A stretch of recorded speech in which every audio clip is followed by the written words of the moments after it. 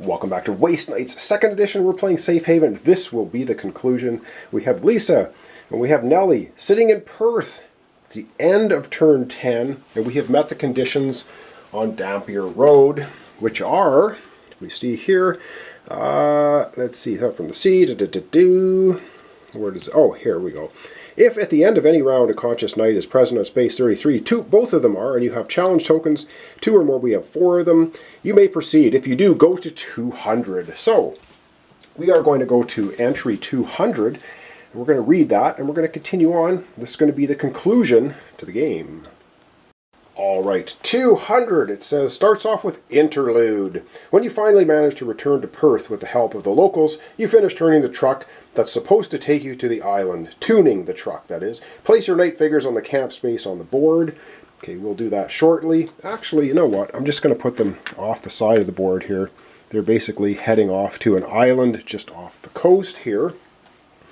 And place the camp marker on space 33. We won't do that. We know they're camping there. Each knight gains an experience point. That is not going to level either of them up. Each knight may perform a free camp action. Place all your gear cards, entry tokens, and gas markers next to the plot sheet. They are treated as if they are on your vehicle sheets. You loaded them into your armored truck. Then remove your vehicle sheets from the game. They will not be needed anymore this adventure. From now on, you cannot use any effects or abilities referring to vehicles based on vehicle damage, MP parts, part cards, etc. Alright, we're going to go ahead and do that, and then we're going to read what's going on. We're heading out to the island. Alright, I'm long-shotting it here because we're camping together, and when you do camp in the same space, so they both get a level, so Lisa's going from 4 experience and Nelly up to 12. Big difference there. We're going to have Lisa Gomez do her camp action first. And what she is going to do is, you can exchange items and stuff in your same camping space. She's going to go ahead and give Nelly the medicine and an ammunition. So that's going to give Nelly 2 ammunition and 2 medicine, which is awesome. Okay, so you can trade items freely during camping. And she has a repair of 2, so she's going to repair her vest up to 2. She's also going to give Nelly the other damaged vest, and Nelly's just going to put that into her slot. So all of these items are considered to be in the battle wagon. I guess I'll put the cannon up here. They're all together anyway. So right now, after Lisa does her camp action, she's done a 2 repair on her vest. She's got everything set up. She's got perfect health. She's got a couple ammunition. Didn't level up, but that's fine. She's got a broken arm. Over you go to Nelly. Nelly has 2 medicine, so for her camp action, she's going to spend both of them. She's a hurting unit. And she's going to take off 2, 4, 5, 6. So she still has 1 contaminated wound and 1 radiation poisoning after using 2 medicines. So yeah, indeed. She's got the plague, of course, so that did not help her at all. She's got the lucky charm, and she has the trash armor. She has a repair of 3. She's going to repair this vest for 2. She has 1 more repair. She might as well repair the trash armor as well. Costs 1. And she has +2 repair from cogs. But there's nothing else to repair that I can see. You can't repair the lucky charm, and everything else is fully repaired. So here we sit. We have 1 contaminated damage on Nelly, nothing on Lisa. Back to the board, and we're going to continue on with our adventure. We're ready to go. Okay, it says, when you're ready, you head to the Dampier Road Bridge, followed by nervous looks of the locals. If you fail, those who live in the base will punish the people of Perth. A parking lot was here before the Scourge, a forgotten car covered in thorny creepers reminds you of that. Beyond this point, there's only the ocean, the endless bridge. You try to see what's there, but you only discern a small gnarl on the grey concrete construction. It must be the barricade, but it's hard to access its size. You get in the truck and start the engine. Choose your driver. Pass them the player marker. If the driver loses consciousness when resolving the following scripts, pass the marker to a different knight. They become the new driver. All the other knights are passengers. Okay, so we have to decide who is going to be driving. Alright, since Lisa is not damaged at all, we're going to have her be the driver. We got Nelly here as the passenger. We'll just pretend this is the vehicle that they're all in. And away we go. It says you're moving forward, the driver focused on the road ahead, the rest of you turning your heads around, scanning the vicinity. You're awaiting some ambush. The engine is growling in anticipation and the bridge goes straight like an arrow. Finally you see the barricade. It's wide as the bridge itself and made of sandbags, check hedgehogs, and huge pieces of junk. The driver pressed the pedal to the metal. The engine roars as you hit the barrier at full speed, arms raised to protect your heads. Oh man, we're blasting through. It says you suffer 3 times the number of characters damaged. So we suffer 6 damage.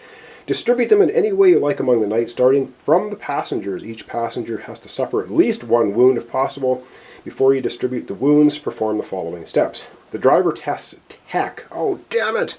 Well, is Cogs? Cogs is with us, so we get a plus blue die for tech challenge.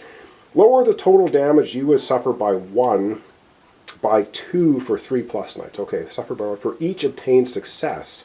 Check the Outback Chronicles. If the battering ram is made for you, which it is, additionally lower the total you would suffer by 2 times. Wow, 2 times. So we're going to 2 times the number of waste knights. So we're going to, because we have the battering ram is made for us, that's going to negate 4 damage.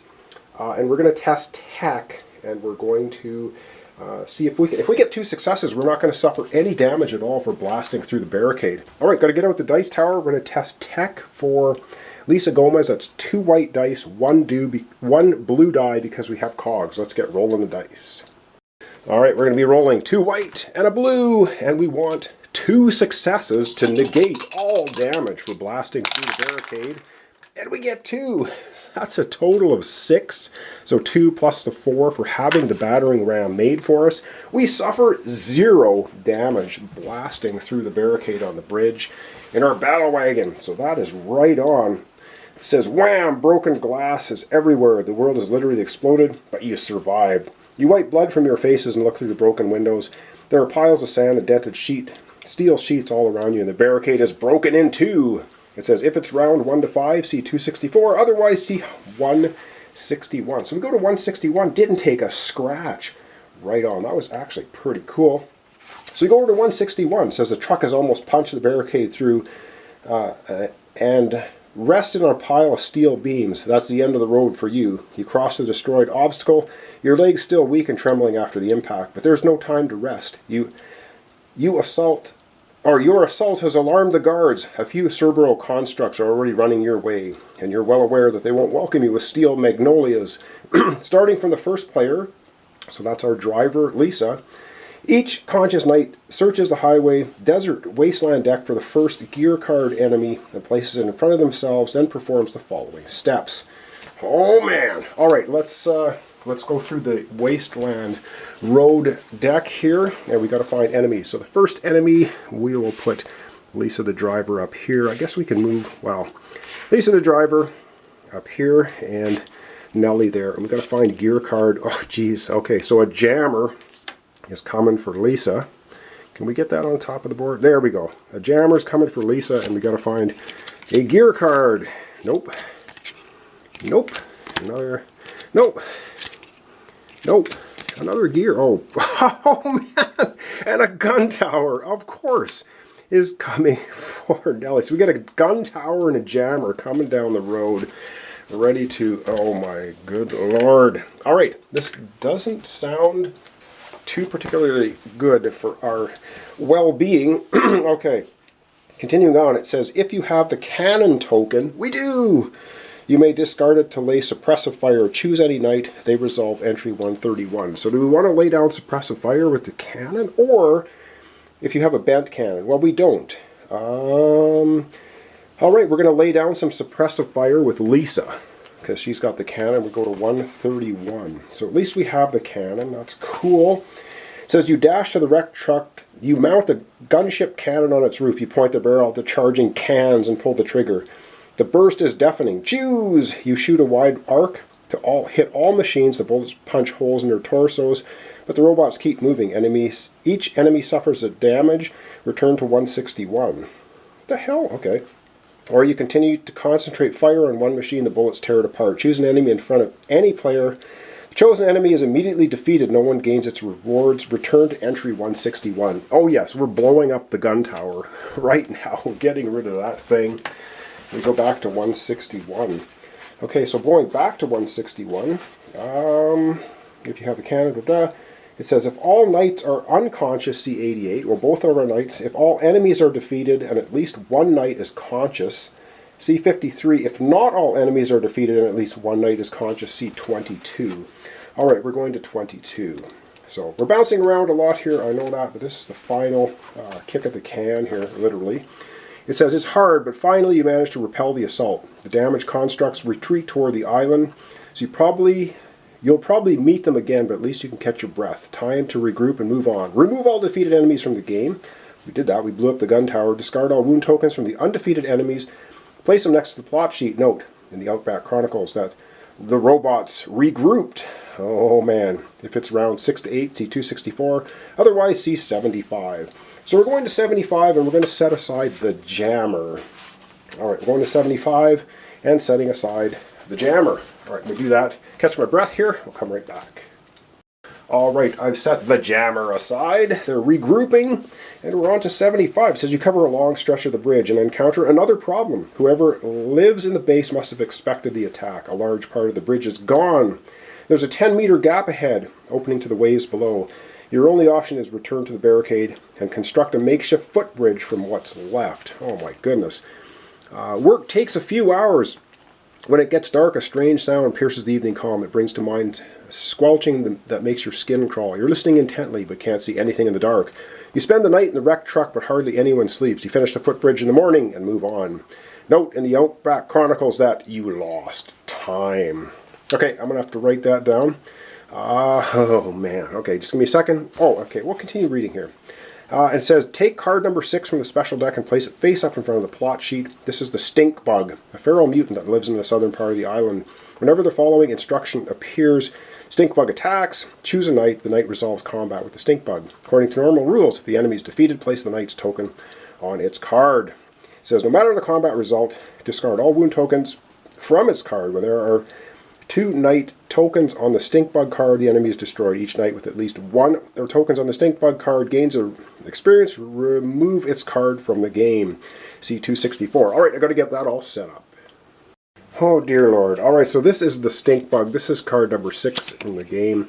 It's got ambush threat 1. Oh man, so it attacks you first. Melee, it's got a white, green, and blue, 5 health, but well, I don't know. This enemy deals a damage if it rolls out and suffer. If it rolls this symbol, you suffer radiation poisoning.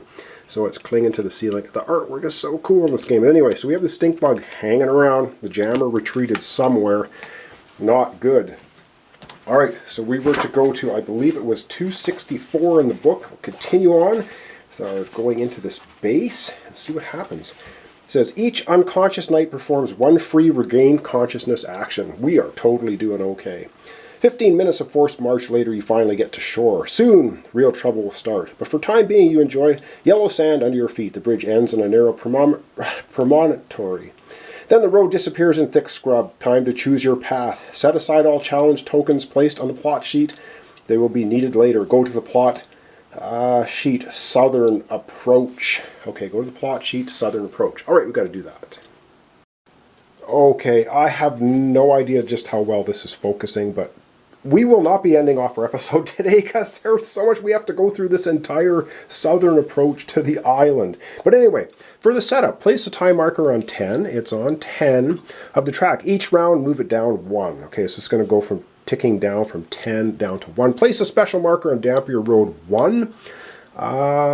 Place it on the island sheet. This is the group marker, represents the current position of the knights. Well, I put both knights here on Dampier Road because they are there. You know, we could probably move them aside, and we'll put a bead on here.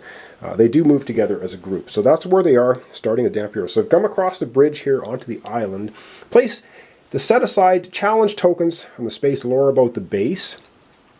So we have 4 tokens here that we've collected lore about the base, and you can see that down here. I know there's a ton of information on this page, so we will not be finishing off our playthrough today. I lied! I'm sorry about that. And resolve entry 100. Read the plot special rules below and begin the round. So I guess we're reading 100 right now. I know, there's so much to this game. I thought this was a short one. Oh my good lord. Okay, holy jumping. Perform the following steps. Check the Outback Chronicles. If you lost time, move the time marker 1 space down the track, 2 spaces for 3 nights. So we lost time, so we move it down to 9. We basically lose a turn. Well, that sucks. If you have the cogs token, the mechanic is no longer willing to risk his life and refuses to accompany you. He hands you his tools and bids you farewell. Discard the cogs token, then search the gear deck for the Electro Tool card, flip it to its working side, and pass it to a chosen knight. Oh, good lord. Alright, Cogs says, screw you. We're out of here. So the Cogs card, he disappears from the game, but we do find the Electro Prod, so let me get that out. Alright, so out comes the Electro Tool. So I guess Cog disappears. When testing tech, you gain a blue die. Okay, so that's going to be as per Cogs anyway. And if you roll that, you obtain an additional success in this test and use repair 1. We're going to give that to Nelly because she's got the best repair of 3, and now she's going to have the Electro Tool as well. Everything fits in her. Do we have enough gear? I don't know. I think everything just is with us. I don't think we actually need to have carry capacity. It doesn't really say that. So we're still resolving 100. Oh my good lord. And it says if you have Grey Joe token, we don't have Grey Joe, so we ignore that. During this plot, a few basic rules are changed according to what's written below. Vehicles. The vehicle sheets are no longer used. The knights move around Garden Island on foot. From now on, each knight can carry the gear cards they are equipped with, has a backpack with 2. The scavenger's ability works as normal. Additionally, they may carry up to 6 resources of any kind, including gas. Distribute the gear cards, resources, and entry tokens among yourselves now, so that no knight exceeds the aforementioned limits. No! Then discard all excess gear cards and or resources. If a knight has an upgrade card working only in connection with their vehicle, they must exchange it now for a different personal gear upgrade card. They just received an upgrade according to normal rules. It's not changed. Additionally, all effects that affect card damage, the knights suffer equal health damage instead, and all effects malfunction cards cause the knight to attach an injury card instead. Oh my god. Okay, we're going to have to go ahead and get that set up. So they have backpacks to carry 2 gear each only. Oh my lord, that is awful. So we're going to have to go over to our knights and get that set up. Oh my goodness. Alright, so we just have a backpack each to carry 2 gear cards. Oh man, we want to probably keep the Lucky Charm and the Electro Tool. So the Lucky Charm and Electric Tool we're going to keep with Nelly. She's wearing the vest and she can have the pistol and knife on her. So there's that. The cannon costs 2 gear slots. I think we're going to keep the cannon with Lisa Gomez. She's just going to carry it, which may or may not be of any use. Although we attach the cannon to the truck, so I don't know if we can detach it and take it with us. I think we're going to. It takes up 2 gear slots, which means the trash armor is just going the way of the dodo. We're going to get rid of the trash armor. So, how we sit right now, we got a pistol, knife, and vest attached to Nelly. She's got the Electro Tool and a Lucky Charm, and we now have the cannon with Lisa. She's got a pistol, barbed wire, club, vest. Everything's fully geared up. We got 2 ammo for Lisa, 2 ammo for Nelly, and we're good to go. And you know what? Because this has been going on forever, we're going to leave it off here. I'm just going to read a little bit more of what's in the book on number 100. It tells us how to play the rest of the scenario, and then we're going to leave it off for today. Okay, so here we are at Dampier Road. We just came across the bridge, blasted our way through. We got Lisa carrying a cannon. We're continuing on. So what it says about vehicles, so we figured that out. Exploration cards says, based on the plot sheet, some sections from the exploration cards cannot be chosen, and gas cannot be spent to increase the exploration value. Additionally, when resolving sections, ignore the following effects: gaining experience, drawing wasteland cards, and placing danger markers. And it says wasteland cards. Wasteland decks are not used unless otherwise stated. Oh my good. And so night actions, abilities and effects providing free additional actions or the ones connected with moving around the board cannot be used. Abilities and effects resolved during the camp and explore actions are resolved normally within the general limits of the adventure. And it says moving. The knights travel around Garden Island on foot using the island sheet. The map representing either the northern or southern part of the area. and their key locations. The main board depicting Australia is not used. All remaining rules changes are described in proper plot sheets. Return to the proper plot sheet, southern approach or northern approach. All right. Oh, good God. Alrighty, that's absolutely wild. So there you have it. That is basically our setup. We are sitting here. We're going to zoom down. We're going to wrap up our episode for today.